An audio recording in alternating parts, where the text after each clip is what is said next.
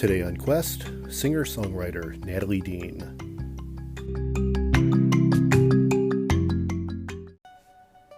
Life is a quest for logic and reason.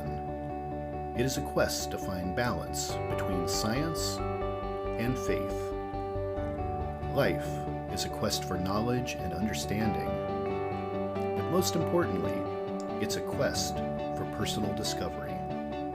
Whatever your quest, knowing yourself is the beginning of all wisdom. Welcome to Quest.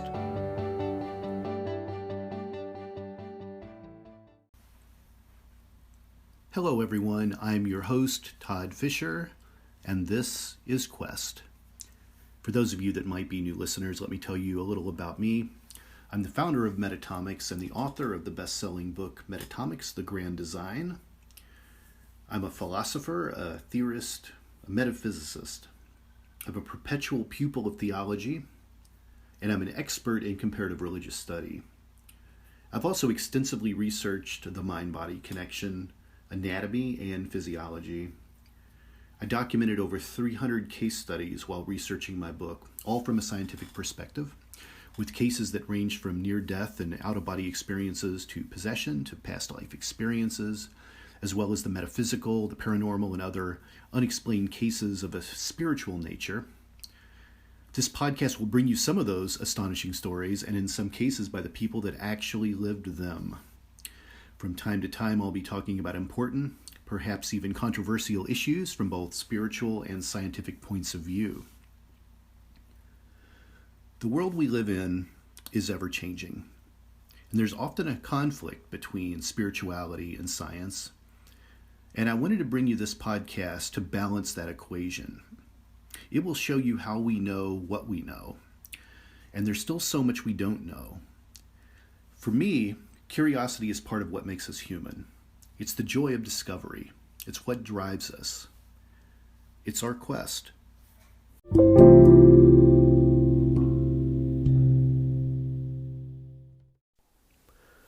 Today on Quest, I have an interesting young 18-year-old singer-songwriter, Natalie Dean, who has a single out, which is doing really well, getting a lot of traction. It was really a wonderful interview. I think you'll enjoy it. Here it is. Hi, Natalie. Welcome to the podcast. Hi, thank you so much for having me. So this is exciting to have you on the show. There's a lot of buzz around your latest single right now, which is pretty exciting. Yeah, it's crazy. Honestly, I didn't expect any of it. So it's very heartwarming to see all the love and connect with people right now through such a vulnerable song. So it's very touching. Damaged Parts is your current single, and I think it's fantastic. And so Thank tell you. me, and because you're new to this, you're 18 years old, like you're really just getting into the music business. So how many songs have you put out so far? I've only put out 3, so Damaged Parts is my 3rd.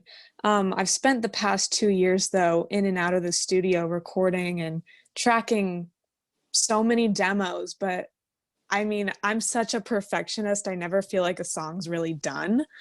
So I'm definitely trying to work on that and get more comfortable just releasing music. So this new year, I'm hoping to release quite a few new songs and hopefully an EP. So I'm excited about that. Yeah, I thought you mentioned you were working on an EP. So that is exciting. Yeah, I am. I'm in the studio pretty much every day, tracking and working out new songs and figuring out kind of a new sound. I just hooked up with a really cool producer. His name is Troy Lucetta Jr. And our engineer, Andy Martin, is amazing, and they're local. So it's super easy to, just get together and just work things out super casually. And I feel like that's when the best music is made, when you're just kind of all in a room collaborating. So Right. How do you describe your musical style? Oh gosh. See, I feel like I'm 30 years old trapped in an 18-year-old body. So I wish I could go back to 80s, 70s rock and roll and totally embody that. I mean, I grew up on Billy Joel and Elton John and those those are my guys. Um, but I am kind of gearing towards indie pop, singer-songwriter type music right now, just because that's what I write most naturally. Sure. Um, so, I mean, I love Julia Michaels, if you know of her. Noah Cyrus, who just kind of is really getting out into the music scene again after everyone knows about Miley, but Noah's now blossoming into this amazing Right. artist, and it's so inspiring to watch. So I really love their sound, and that's kind of what I'm going for. Do you write all your own songs, right? I do, yeah. What instruments do you play? You're also a musician. Yeah, so right now I just play the piano and keys, so that's my main instrument other than vocals, but I mean, I'd love to learn them all. It's just I'm such a type A, focus on one thing type person, so um it's definitely been all about piano for the past couple of years, so What is your writing process? Are you usually, playing on the piano and thinking about, the melody? Are you thinking about the lyrics? Like, what goes into this? Give me the oh give me the gosh. con- give me the concept of creation. What inspires your songs? Like, is it events in your life? Is it just do you just write catchy hook? Do you like what? How does it all come together? So when I'm writing a song, honestly, it's all different. I never really start with the intention of writing a catchy hook, which I know is what I probably should be doing being a pop artist.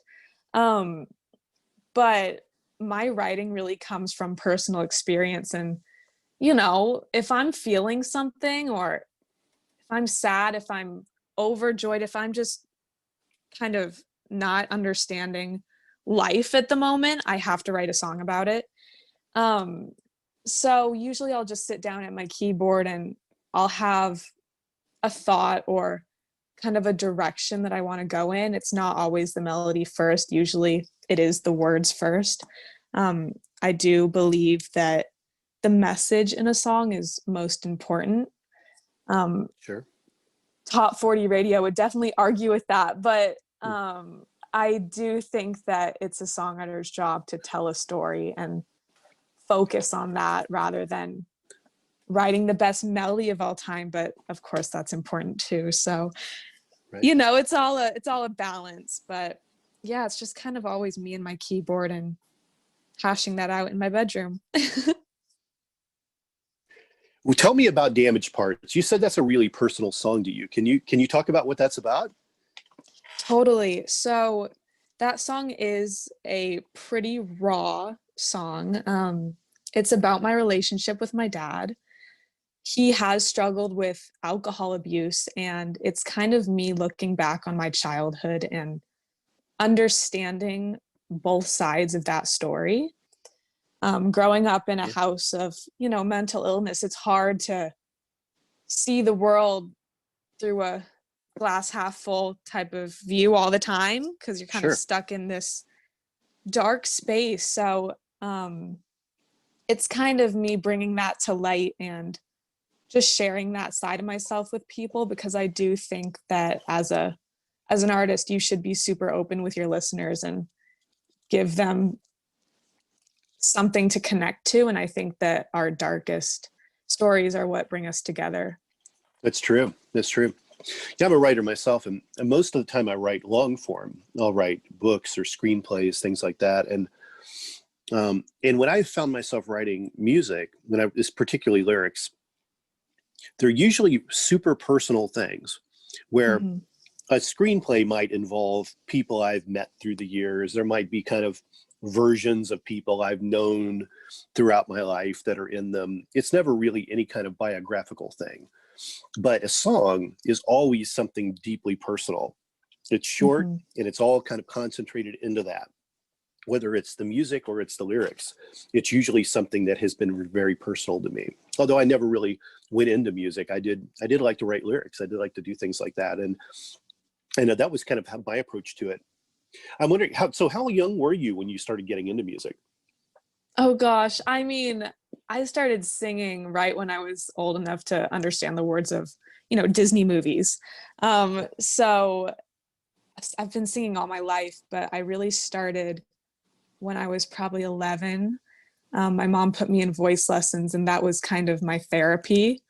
My parents were going through a divorce at that time, and she's like, okay, listen, you're either going to go talk to a therapist or I'm putting you in voice lessons. I'm like, okay, I'll do it. I'll do it. I was a super quiet, awkward kid, so that was a big step for me, but honestly, the best push of tough love I've ever had. So You that's when told it me. started. Yeah, yeah. Well, that's great. That's great. And then that's interesting that you kind of, in a way, sort of got music therapy, Totally. I mean, which it is a still thing. is. Yeah, it's a Yeah. thing. It really is. You told me kind of in our pre-interview, you said that I asked you if you grew up spiritual or religious, because that's, part of my show is Yeah. whether people have any kind of religion in their life or spirituality. And you told me that your spirituality is in your music. Tell me what Yeah. that means.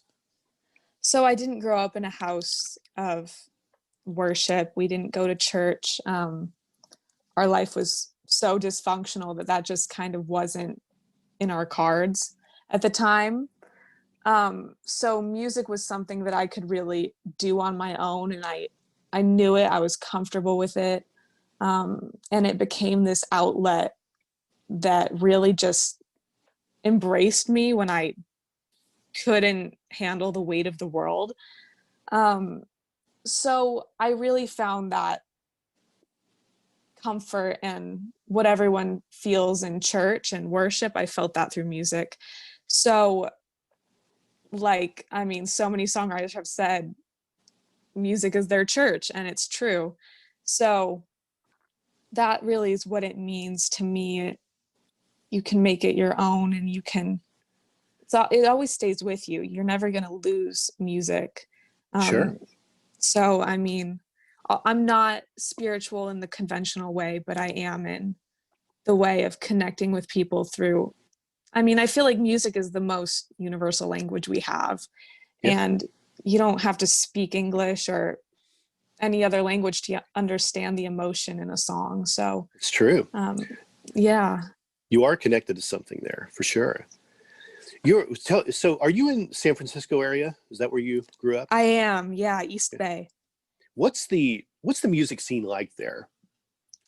So it's definitely pretty hip hop, rap, R&B um, over here. So honestly, I've never been super into that world. Um, I totally respect it and I think it's amazing, but I've always been more of the emotional kind of indie folk um, pop music listener. Um, but yeah, it's definitely a big pool of genres over here, and there's so much musical influence. It's pretty inspiring, no matter what genre you're in, just to watch others um, go for It's their in, passions. yeah, yeah. It's interesting because you can have a musical influence, which we've talked about. Like you talked about Noah Cyrus and other people. And then there's also guilty pleasure music. What's your guilty Yeah. pleasure music? Are you a K-pop fan? Like, what would people be surprised to know that you actually listen to? Um, Honestly, it's mostly 70s and 80s rock, like hard rock, Yeah, and country. I love country, honestly, for the songwriting. I mean, country songs, it's you either love them or you hate them, but they tell darn good stories. And you can't help but, fall in love with the lyrics sometime of a cheesy country song. So, are you a yeah, Taylor that's Swift definitely. fan? Oh my gosh, I have such respect for Taylor Swift, honestly, for her career and how hard she's worked. And, she's done it. She's had a huge team around her, but she's done a lot of it herself. So um, I totally respect her. She's probably one of the last professional musicians that's kind of done what you're doing. You don't hear a Yeah. lot about, the 17, 18-year-old who's making music. Like she might be one of the last ones we've heard like that. Yeah, I mean, she started out so young and she writes all her own music, or she has a hand on writing her music. Um, so that really is super inspiring to me, and just how down to earth she is and real with her listeners. It's pretty amazing. So, Do you have a Taylor Swift time frame that you like for her? Some people like her, her kind of preteen world, high school country music, and some people kind of like when she started to move into being a young adult and it was still country, and then some people really just like her as pop, and now she's kind of even developing a third fan base with her latest work. Is there a time frame you like particularly from her? oh gosh. Honestly, I loved her when she was 16, 17, 18 years old. Yeah. I also really liked seeing her get into her edgy, like, breakout phase where she was just, writing these hits of, you know, breakup songs, but they had some power to them. They weren't just her with her guitar crying, which, I mean, I loved them, but they were like, hey, look at me. I'm powerful and I'm here. So I was super, in love with that. I Yeah, think all her phases are great. I mean, that's life. We go through phases and she's really embraced them all. So I sure. think it's great. So when I was your age, I was a huge fan of Debbie Gibson. Here, I'll probably lose like Nice. 1/3 of my audience now by No. admitting this. But I was like a huge Debbie Gibson fan. And what I admired about it was she was my age, and Mhm. she was 16, 16, 17, she got started. And she actually, a lot of people don't realize this, but she actually was the youngest artist to write, produce, and sing a #1 hit, beating Michael Jackson's previous record. Wow. She was, and I'm not sure. I think that record is broken now, but it took a really long time, like nearly 30 years, for someone to do that. So by the time she was 18, she had like broken this amazing um, record, which was really cool. And it was like the third or fourth single off her kind of her breakthrough album. But I had seen her before she ever had an album out, when she was just kind of touring teen clubs and had like one single out. Yeah. And I admired that there was like, because all the musicians in the 80s were like significantly older than me, and it was Hmm. like what you expected, artists in their late 20s had paid their dues, and here they are, like even like U2 and Duran Duran and bands like this, they were doing stuff in the late 70s before they ever got into the scene that worked for them. Yeah. And so many of them had at least one, if not two, albums out before they were getting recognized in pop music. And here Debbie comes out of New York, and she's got this the single with a lot of catchy hook. And it was interesting because the record label, Atlantic Records, that was around at the time, actually made her up to look like an adult on her 45 cover, because they didn't think anyone would buy music from a 16-year-old. So they Yeah. actually made her look like she was in her 20s, which she hated. And then when her album finally came out, she played up on that she was young, and that young people could actually be creative and actually do things. So it was really Yeah. interesting, really inspiring to watch that. And that's what I like about you, is like, you are proof that, a young person can actually start to build a career for themselves. It's weird because when I talk to you, like I see a picture of you, you look like you're 15 years old, but Yeah. you're right. Like, you are like an old soul, because you talk like an adult. Like, you don't talk like an average 18-year-old girl. And it's really Thank interesting you. because there's something really deep inside you. You know, do you get a lot of resistance from people when you tell everyone, I'm going to put out an album, I'm going to sing, and I'm going to, do this, that people are like, you should go to college, you should get a job? Totally. I mean, that's kind of been my whole high school career. I mean, I've known what I wanted to do for such a long time, and I don't think I really took it seriously for myself until probably sophomore year of high school. At that point, I was making music. I was putting up little covers on my Instagram, and, people knew me as the girl who sang, but I don't think anyone really believed that I was going to do anything with it. Um, and of course, my parents were supportive, but I don't think they really thought that I had the drive to make it happen. And, you know, I mean, people say all the time, you know, you're doing a hobby, what's your career going to be? I'm like, no, the people who make their passions their career are the ones who are successful. That's Right. their vision. You know, you're never going to reach your idea of success for yourself if you're not doing what you love. So I really started to take it seriously, and a light kind of switched on in my head midway through high school. I'm like, what am I doing? I mean, I am 16 years old, but I have a dream. I know what I want to do. I'm just wasting time at this point.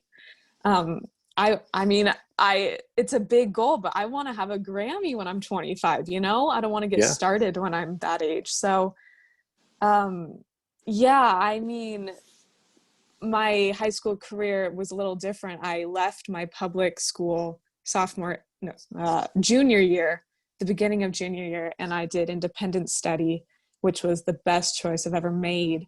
And I really just focused on writing and recording. I flew out to Nashville a couple times and did some demos, and it was the most amazing experience. I mean, those session musicians in Nashville, let me tell you, I mean, they could be just playing random chords, but it sounds like butter. I mean, it's Yeah. insane how talented they are. And I Well, think I was it's music. It's Music City for a reason. Yeah, right. I mean, it's the most amazing place, honestly. So I What? definitely have gotten resistance about this choice of a path for myself, but I mean, just want to I'm prove in. everyone wrong. I love to go to Nashville. I'll actually be in Nashville next weekend, Oh, and I amazing. love to go there. And what people don't realize is that there's actually a lot of celebrities that live in Nashville. There's all kinds. It's not just country music that's there. There's, you know, No. hip hop artists are recording there. Rock and roll artists are recording there. Blues musicians record there. It's really the center of a lot of stuff. And there's incredible studios, really incredible Yes. studios. And that's what's kind of cool about it. I visited a recording studio in Atlanta, which is really really cool, really popular. They made it like it's an entirely green building, so it's all like self-sufficient and geothermal, and like it Oh my basically uses like gosh. no power. But the claim to fame, why people go to this particular studio in Atlanta, is because they actually have the mixing board that mixed down the Police Synchronicity album. Oh my Somehow these gosh. people acquired that, and it was like that machine was made on Hump Day or something, you know, with Wow. whoever made it, because it's amazing. And like whatever people are putting through that mixing console, it just comes out magic on the other end. And it's weird that there's like, in the music business, it's almost like a particular guitar or a particular piece of electronics or a particular piano. It's like they've got a blessing from angels or something. And that's Right. why like really good guitarists will exchange guitars with each other to record albums, because it'll be like, you know, Mark Knopfler from Dire Straits has this awesome, you know, dobro, and someone's like, you've got like the greatest dobro ever made. Can I borrow that and record on my own? And they all loan out these like top tier guitars because there was just something about them. Like there could have been 3 made in a row, but one of them will be ideal, you know? Yeah, And of course, totally. also when you get into like the organics of an instrument, the wood in a guitar is really important. And even though you might manufacture 3 or 4 Les Pauls in a row, and they all have, you know, the exact same components inside them, one will still sound better than another, you know? And Totally. it's really interesting, and really good musicians know that stuff. Like I mentioned Debbie Gibson earlier, she actually owns one of Liberace's pianos, because Oh my Liberace, gosh. as flamboyant as he is, he had great pianos, you know? Yeah, So that's she has one of, amazing. so like people will want to find these things and seek out and get them, because, you know, a certain instrument on a certain album, you remember as much as you remember the vocals or the lyrics. Like, because I think fans, they like, you know, for me, I don't really listen to lyrics when I listen to songs. I will Mhm. read them, like in the old days when you had an album or you had a CD, I would read the liner notes and I would Right. read what the lyrics were, but I'm never listening to a song for the lyrics. I'm listening to it for the music. I just Mhm. want something that gets me going, you know? Totally. And but other people specifically tune in on the lyrics. And then I'll know people who will be like, God, that's like the greatest bass line. And I'm like, what? Like, I don't even hear the bass line Yeah. most of the time, you know? And they're like, yeah, listen to that. And then I'll listen and I'll be like, oh yeah, I hear that now. But it's nothing I would have ever clued in on. And I find it really fascinating how they listen, you know? It's so interesting how people pick up on different things. I mean, recording right now, my producer, he's a drummer, and he'll only pick up on the drums sometimes. I'm like, Troy, like, did you hear this? And he's like, no, but the snare has to come down. And I'm like, I didn't even hear that. Like, I have no idea. So it's super interesting what people I'm a big see fan and of hear. I'm a big fan of the band Def Leppard. Yeah. And if you know anything about the history of Def Leppard, you know that their drummer had a car crash and he lost his arm. And he's the famous one-armed drummer, you know? Right. So between their Pyromania album and their Hysteria album, they took a break to let him heal up. And they were waiting to see if he would be able to play or they would need to replace him. And while he was in the hospital, he had this idea of building a drum kit where he could operate what his right arm was doing, or his left arm, which I can't remember which one was cut off, but where he could operate the arm that was missing with his other foot. So he could use foot pedals to basically play the drums. So when the Hysteria album comes out, for years, I kept wondering, there's just something about this. The band doesn't sound the same for some reason. I don't know why. And then it occurred to me, there were no drum rolls in Hysteria because it was the one thing he couldn't do. So where you could hear, like, the music sounded different in Pyromania because he could still put in a drum roll here and there. Right. But he couldn't do it with a foot pedal and his one arm. So you don't hear that. So there's always a great tempo and a great beat. And he's a great drummer. But there was that one little element missing that I could not pick up on for the longest time. It was the smallest detail, but that was what it was. It was really interesting. Gosh. And that's the music, very interesting. And the music sort of shifted a little bit just because of that, you know? Yeah. Oh my gosh. That's shifted for the better because they became bigger than ever after that album, you know? So right. something worked, but it's always really interesting to kind of tune in on the music and everything that goes. A real masterpiece is going to have all those elements. Totally. Well, let's talk about. So this year's been like a really weird year, and I know you said you were in Nashville, and I saw on your website that your last live appearance was in Nashville. Yeah. So the world has shut down. We can't go listen to music. No one can play live. Like, we don't even know when any of this is going to reopen or start again. But when the world was open, did you play live often? Honestly, no. So I had a real problem with either being let into venues because I was underage. Places around me wouldn't let me sing because, I wasn't 18 and it was a bar scene, which was hard. And I had a hard time finding musicians that actually wanted to back me up because I was so young and they didn't really take it seriously, which of course hurt, but I didn't really get the opportunity to play out a lot. And now that, I'm of age, I guess, everything's shut down. So it's hard to, figure out how to gain that same connection with people now that we're doing it online. And it's just not the same. So, I cannot wait for the day that we all get out and this thing goes away. I know that's probably not going to happen for a while, but in the meantime, I'm just think of it this way. By the time you are allowed to play music out again, you'll be 21 and can order a beer. Right. I'll never be that girl who puts a beer on the piano, but I'll after, sure. Oh man. Do you enjoy playing live? Do you get stage fright? What's it like for you to play live? So again, I haven't done it too much, but when I do, it's the scariest feeling, but it's the most amazing. The hard part is not everyone's always listening to you. And a lot of the time, at least for me, I've been singing to crowds that are pretty intimate, but no one's really looking. or they're having side conversations, which is hard because you're like, hey, like I have this really cool song. Do you guys want to listen? Because I want to share it with you. So that's not always the case. But I mean, it's good. Every show is a good practice and a good way to just get rid of nerves, and stage fright's always going to be a thing, I think. But I mean, it's the perfect place to showcase your art. So gotta learn to love it. Yeah.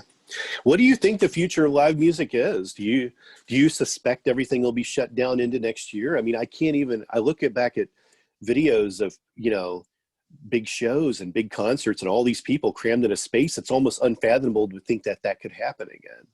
I know. I mean, it's so hard to tell. This year's been so unpredictable. I thought we would be easing out of this in April, but yeah, that wasn't how it went. So, I mean, I definitely think that shows are going to come back, but not at the scale that they were. It'll probably be a lot of more intimate shows and just, artists trying to get back on the road any way they can. I know a lot of people are taking advantage of online shows, which honestly, it's not the same because you can just queue up YouTube and watch your favorite artist for free. But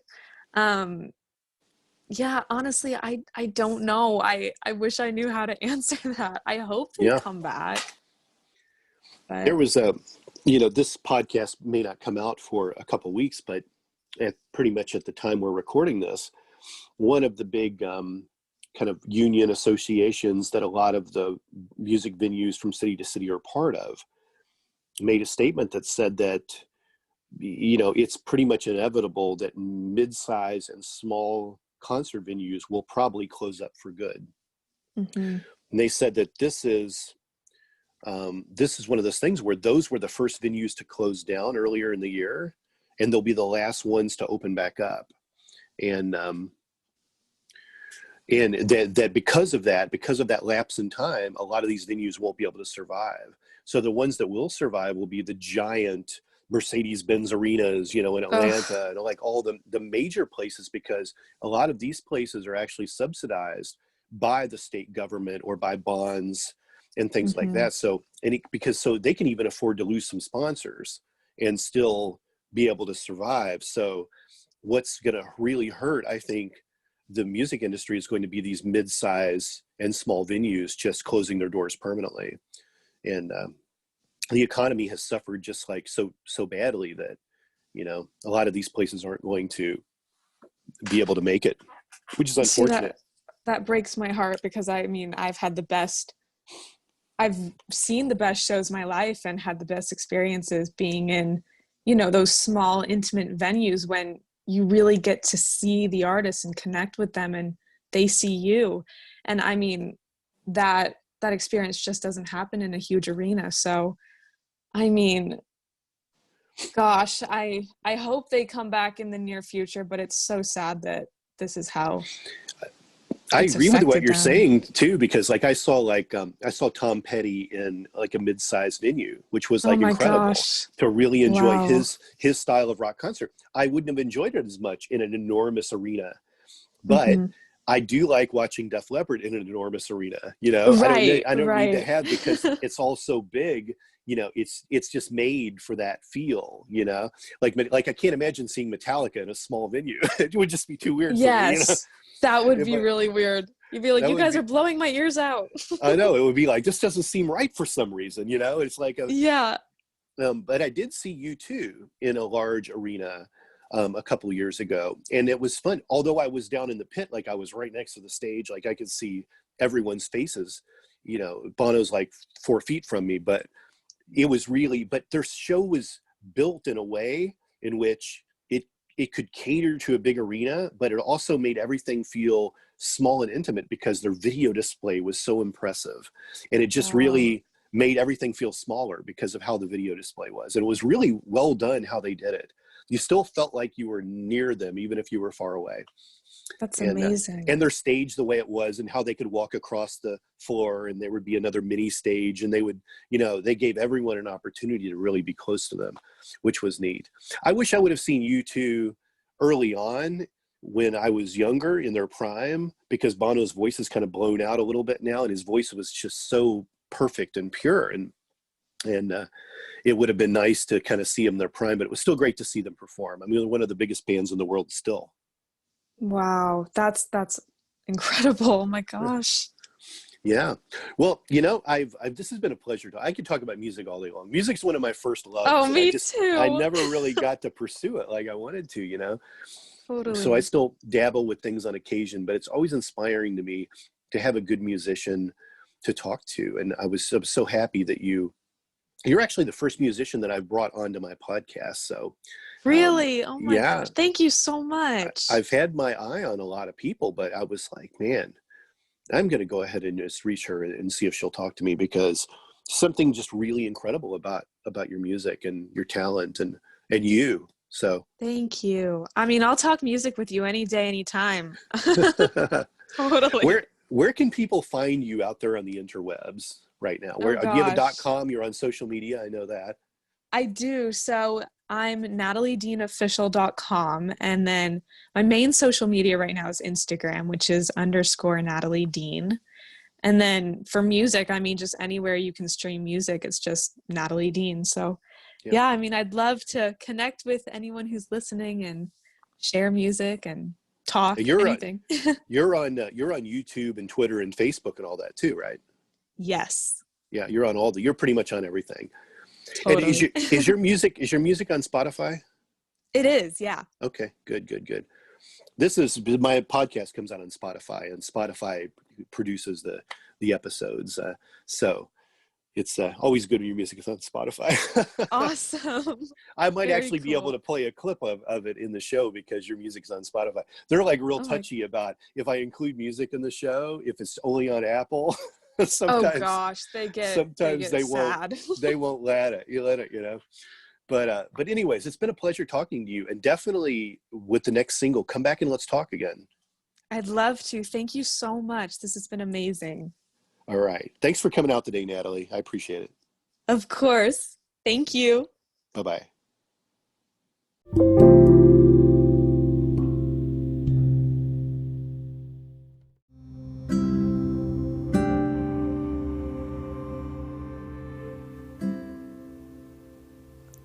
There you have it. My interview with Natalie Dean. Hope you enjoyed it. I'll see you next week on Quest. Thank you for listening to Quest. Please be sure and rate and review this podcast. This podcast is copyright. Any previously trademarked or copyright content is used by permission. Be sure to visit the official website for the International Association of Metatomics at metatomics.org, or find us on social media for other unique content.